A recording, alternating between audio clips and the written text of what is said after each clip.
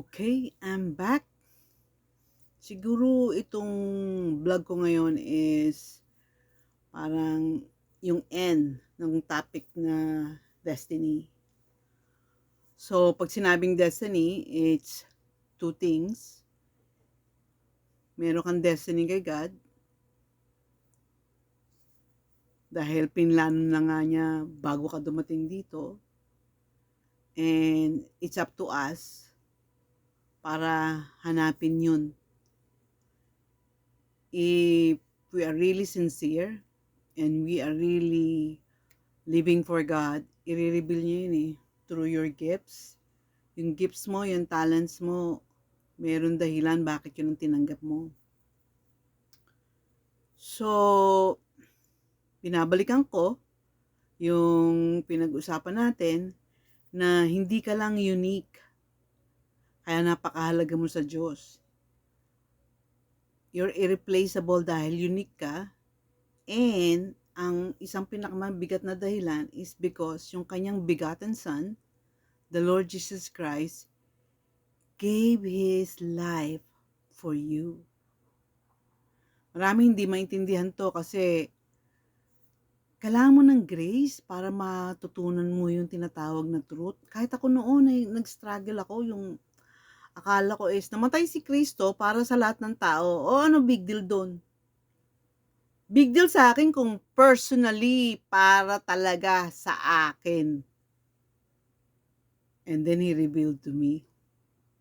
Because He is God, habang nakapako siya sa krus, time does not exist with Him. Tandaan mo, Jesus Christ is fully human and also fully God. So, kaya niyang nag-e-exist sa dalawang realms. Nasa time at nasa eternity siya. So, nung nasa eternity siya, while He was hanging on the cross, nakita niya mukha mo doon. And He was offering that painful experience for the salvation of your soul. Kung bakit si Mary is walang original sin, ini-advance ni Christ ang salvation niya. Di ba? Yung sweldo, hindi ka pa nagtatrabaho, sumusweldo ka na, ang tawag doon cash advance or bale. Si Mary, binale, in advance yung kanyang salvation na si Christ ang nagbigay. Ganon din si St. John the Baptist. Pinanganak yun na hindi nag-sex yung magulang, kaya walang original sin. Kaya kita mo naman, wala siyang desire, nandun siya sa wilderness. Okay na siya dun sa honey at saka sa locust na ulam. Hindi katulad natin, 'di ba? Pag walang ulam, umiinit ang ulo natin kasi fallen nature tayo eh. Pero pag wala ka sa fallen nature, kahit ano meron, satisfied ka. Papansin mo yung mga monks na sobrang banal, hindi naghahanap 'yun. Kung ano meron 'yun.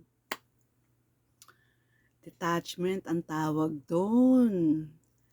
Isa pang ililiwanag ko, totoo na nakakapasok sa kingdom of God or nagiging elect ang born again. Pero maraming fake na born again.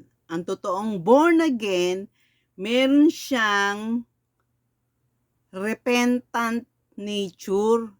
Yung regular siyang nagko-confess. Regular siyang nagre-repent. Hindi siya relax. Yung tipong, born again na ako. Pupunta ako sa heaven. Give me a break. Si Judas kasama si Christ ng 3 years. Napunta ba? Napunta ba sa heaven? Na-save ba? Nagbago eh. Kaya nga, kung banal ka ng 20 years, tapos after nun, nagsawa ka, nag-backslid ka, bumalik ka sa mga kasalanan mo, mas gusto mo yung life of sin, hindi ka pupunta sa heaven kahit naging born again ka. Fake yung pagka-born again mo kasi may dalawang klase. Ang totoong born again, pag nakapasok ka sa kingdom, Tatatakan ka ni God at yung tatak na yun, hindi ka pwedeng hindi mabuhay para sa Kanya.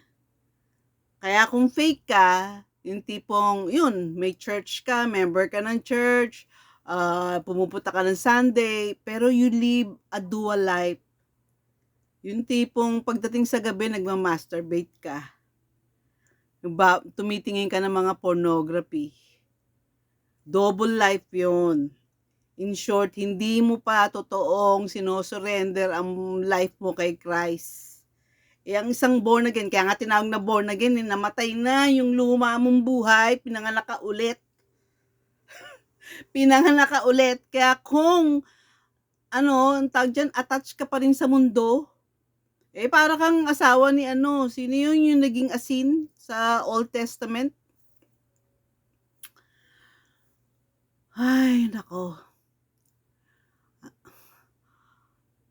Ang hirap na ng buhay. Ang mahal na ng gasolina.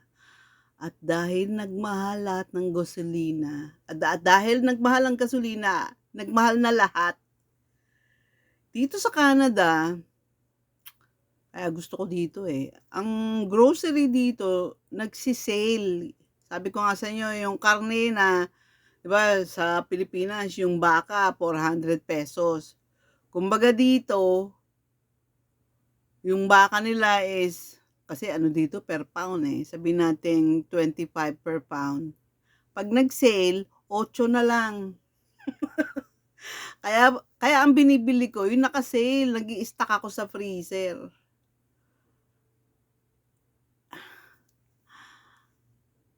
Bihira nagugutom dito kasi yung structure ng system nila, ginawa nila ng paraan na lahat kakain Yun ang kulang sa Pilipinas Ang dami magnanakaw sa gobyerno natin. Ang purpose ng government is to distribute the resources. Ang nangyari sa atin, kung sino yung dapat na nagdi-distribute, sila nagnakaw. Ano yan? Bantay sa lakay. Malungkot.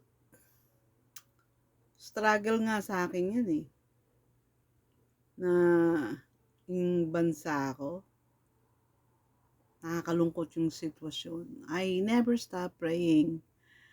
At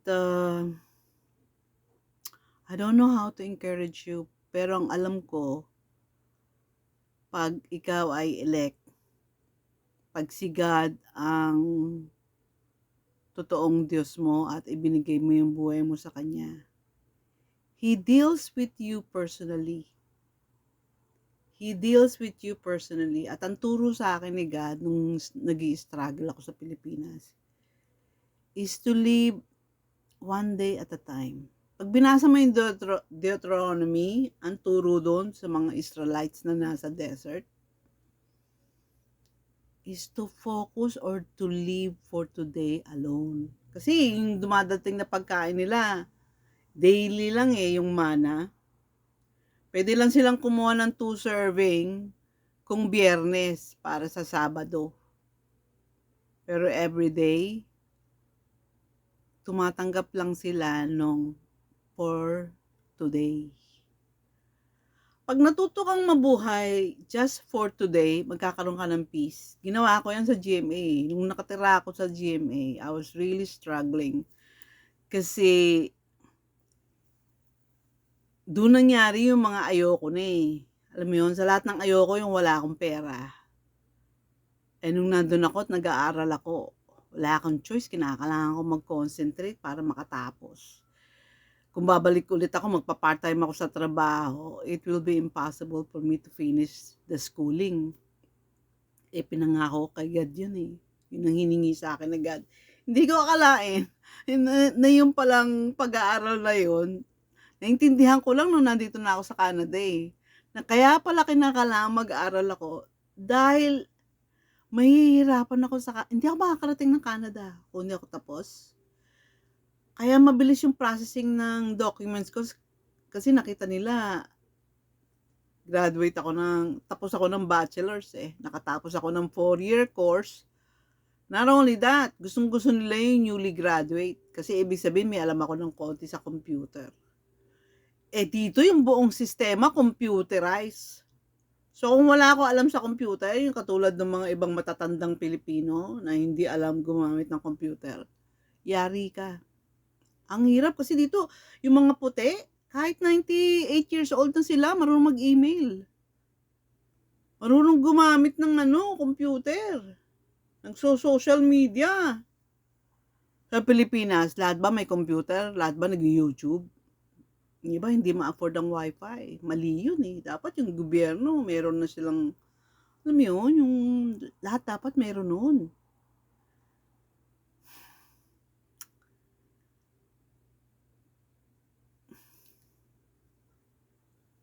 Nakakalungkot yung sitwasyon. Pero hindi naman dapat ma-depress tayo. Dahil ang Diyos natin is a God who we can lean on. Pwede tayong sumandal sa Kanya. Just make it sure na totoo yung iyong repentance. Na kung hindi ka elect, alam mo ba, kahit yung hindi elect, pwedeng makarating sa heaven. By just following what God is telling you. Walang qualified sa hell except yung mga pinili na ayaw nila sa Diyos.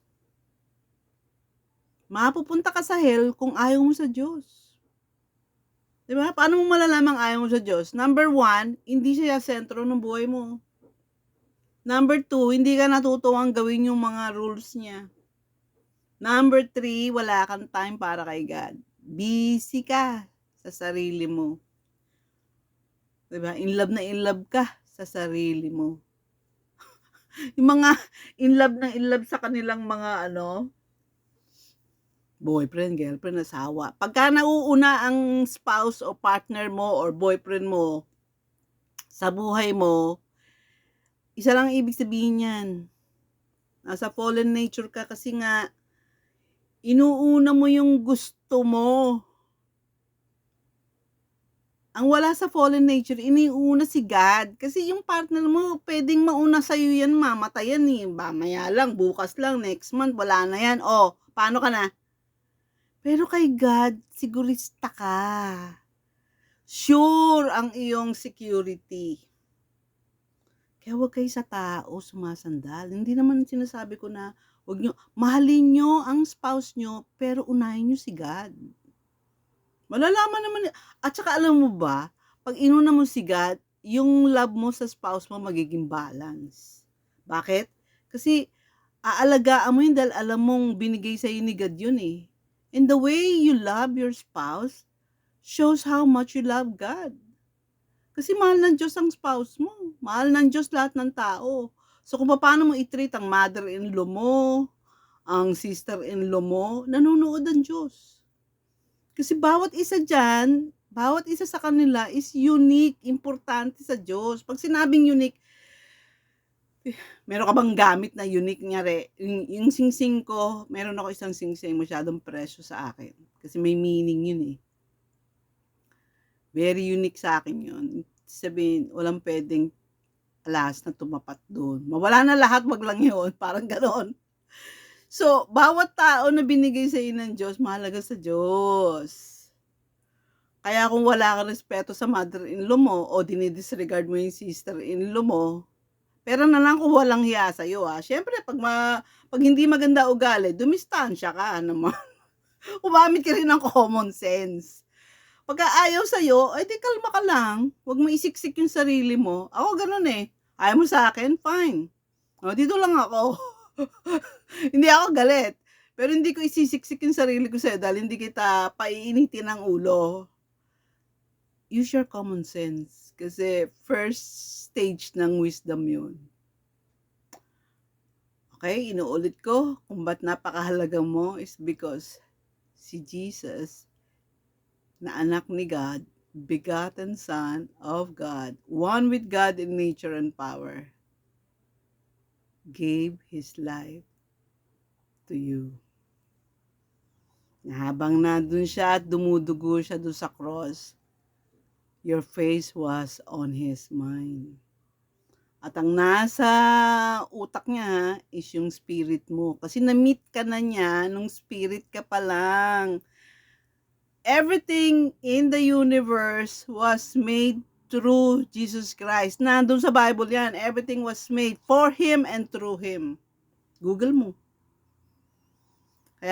Kaya itong gasolina, itong gera, baliwala yan kung anak ka ng Diyos. He'll provide for you. At kung mamatay ka man, ano ngayon? Death is just a door. It's a door to eternal life. Diba? Siguraduhin mo lang yung door mo papunta sa heaven yun Dahil eternal life na ang eternity ang susunod after our death. At wala ni isang hindi mamamatay tayong lahat. Kaya huwag kang ngarag. Ang pinakamahalaga is handa ka. Prepare for your death. Kasi sure yun Ako dati takot ako mamatay ngayon. Diyos ko Lord, kunin mo na ako. Kung ready na, kung gusto mo na, basta make it sure, kunin mo lang ako pagkatulog ako. Kasi nakita ko yung mga madre Alam ba paano mamatay yung mga madre sa kumbento? Nag-breakfast lang. Tapos akala ko sumandal. Kapikit yung mata. Yung pala patay na siya noon. Yung iba naman din naggumising sa umaga. Ganun lang. Walang namamatay doon. Walang Yun ang life of grace. Making sure you have that. Bye guys.